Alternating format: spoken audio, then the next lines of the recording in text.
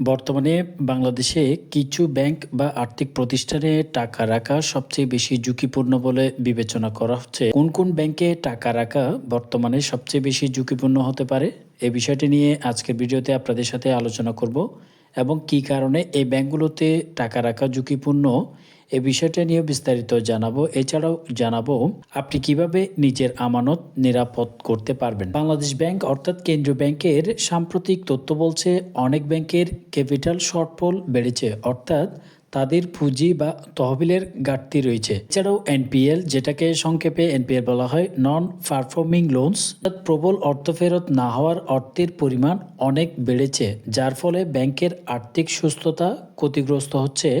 এই non performing loans যদি থাকে সেক্ষেত্রেও ব্যাংকগুলো ঝুঁকিপূর্ণ। কিছু ব্যাংকে, বিশেষ করে ফোর্থ জেনারেশন এবং ভিত্তিক বা অন্যান্য বেসরকারি কিছু ব্যাংকে ব্যর্থতা, দুর্নীতি বা ম্যানেজমেন্ট সমস্যার অভিযোগ পাওয়ার কারণেই ঝুঁকিতে রয়েছে বেশ কিছু ব্যাংক। যদি ব্যাংক বা আর্থিক প্রতিষ্ঠান দেউলিয়া বা গুটিয়ে নেওয়ার দিকে যায়, তাহলে আমানতকারীরা কখনোই পুরো টাকা নিশ্চিতভাবে ফেরত পাবে না। বাংলাদেশে আমানতকারীদের জন্য বীমা তহবিলের সীমা খুবই সীমিত, যেটাকে 1 লক্ষ টাকা থেকে বর্তমানে 2 লক্ষ টাকায় উন্নীত করা হয়েছে। বর্তমানে বিশেষভাবে ঝুঁকিপূর্ণ হিসেবে যে ব্যাংক বা ব্যবস্থাগুলোর দিকে নজর দেওয়া হচ্ছে সেগুলো হচ্ছে, প্রথম নম্বরে রয়েছে জনতা ব্যাংক। জনতা ব্যাংক ঝুঁকির দিকে থাকার বেশ কিছু কারণ উল্লেখ করা হয়েছে।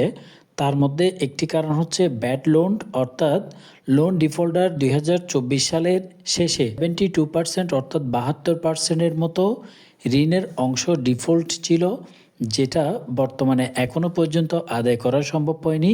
এখনও পর্যন্ত 72%-এর উপরে লোন ডিফল্টার রয়েছে, অর্থাৎ দেওয়া হচ্ছে এই লোনের টাকা সঠিকভাবে আদায় হচ্ছে না, যে কারণে জনতা ব্যাংকটিকে ঝুঁকির মধ্যে ধরা হয়েছে। 2 নম্বরে হচ্ছে ন্যাশনাল ব্যাংক, যেটা প্রাইভেট কমার্শিয়াল ব্যাংক। এটিতেও ডিফল্টের পরিমাণ অর্থাৎ এনপিএল রেট অনেক বেশি, প্রকাশিত হয়েছে নিউ পেজ নামে একটি পত্রিকায়। এরপর হচ্ছে আইএফআইসি ব্যাংক। আইএফআইসি ব্যাংকেও ব্যাড লোনের পরিমাণ বেড়েছে। অর্থনৈতিক অনিশ্চয়তা, ঋণ পুনরুদ্ধারের ঝুঁকি রয়েছে, যেটা দ্য ডেইলি স্টারে প্রকাশিত একটি প্রতিবেদন থেকে পাওয়া যায়। এরপর হচ্ছে সোশ্যাল ইসলামী ব্যাংক, যেগুলো বর্তমানে সম্মিলিত ইসলামী ব্যাংক করা হয়েছে। সোশ্যাল ইসলামী ব্যাংকও ডিফল্টের পরিমাণ অনিশ্চয়তা এবং অতীতে ঋণ মানে নিয়মিত দুর্নীতি ও দুর্বল ঝুঁকি ব্যবস্থাপনার অভিযোগ রয়েছে। এটিও দ্য ডেইলি স্টারে প্রকাশিত। সিকিউরিটি ইসলামী ব্যাংক, এটিও ব্যাড লোনের পরিমাণ অনেক বেশি, ঋণ পুনরুদ্ধারের সমস্যা রয়েছে। আর তরুণ বা জেনারেশন ব্যাংকগুলোর মধ্যে রয়েছে ইউনিয়ন ব্যাংক। ইউনিয়ন ব্যাংক আর্থিক দুর্বলতা, ঋণ ডিফল্ট এবং কিস্তি ফেরত সমস্যার কারণে ঝুঁকিতে। গ্লোবাল ইসলামী ব্যাংক সাম্প্রতিক ঋণ ও লিকুইডিটি সংকট এবং ব্যাংক ম্যানেজমেন্টকে অনিশ্চয়তার কারণে বিশেষ নজরদারি চলছে, যেটাকে বর্তমানে সম্মিলিত ইসলামী ব্যাংক নামে একত্রিত করা হয়েছে। এছাড়াও এক্সিম ব্যাংক, এটিও অন্যান্য সমস্যার পাশাপাশি ঋণের অযোগ্যতা ও ডিফল্ট রিস্কে থাকছে বলা হচ্ছে এই ব্যাংকটিকেও। এই ব্যাংকগুলোর মধ্যে বর্তমানে global, union, Exim, first security, social, এই 5টি ব্যাংকগুলোকে বর্তমানে মার্জার করার মাধ্যমে সম্মিলিত ইসলামী ব্যাংক গঠন করা হয়েছে, কিন্তু এখনও পর্যন্ত গ্রাহকদের টাকা ফেরত দেওয়া হচ্ছে না। তবে বলা হচ্ছে ভবিষ্যতে এই ব্যাংকটি অনেক বড় একটি ব্যাংক প্রতিষ্ঠিত হবে। তবে নিজের আমানত নিরাপদ করতে পারবেন, এই নিয়ে কিছু ধারণা আপনাদেরকে বলি। খুব বড় পরিমাণ টাকা এক ব্যাংকে একা রাখার পরিবর্তে চেক করুন ব্যাংকের আর্থিক রিপোর্ট, ডিফল্টার লোন হারের তথ্য, সম্প্রতি ক্যাপিটাল শর্টফলের পরিমাণ কত, এইসব তথ্য জেনে আপনি টাকা রাখার চেষ্টা করবেন। সম্ভব হলে আমানতকে ভাগ করে একাধিক ব্যাংকে রাখুন, যাতে যদি কোনো একটি ব্যাংকে সমস্যা হয় পুরো অর্থ আপনি না হারান।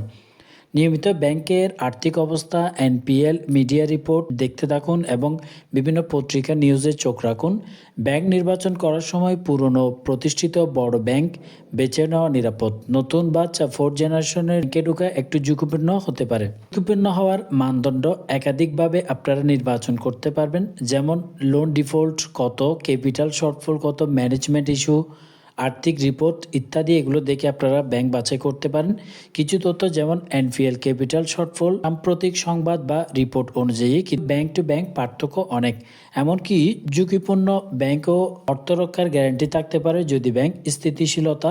এই ব্যাংকগুলো ঝুঁকিপূর্ণ বলা হচ্ছে টাকা জমা রাখার জন্য। আপনারা ব্যাংকের যে সমস্ত রিপোর্ট রয়েছে আপনারা মিডিয়াতে খোঁজ রাখবেন, বিভিন্ন পত্র পত্রিকায়, এবং লোনের যে পরিমাণ, লোন ডিফল্টের যে পরিমাণ সেটা কতটুকু, যে ব্যাংকে আপনারা ফিক্সড ডিপোজিট রাখেন কিংবা লেনদেন করবেন সেই ব্যাংকটি সম্পর্কে বিস্তারিত তথ্য জেনেই আপনার ব্যাংকে টাকা জমা রাখার চেষ্টা করবেন।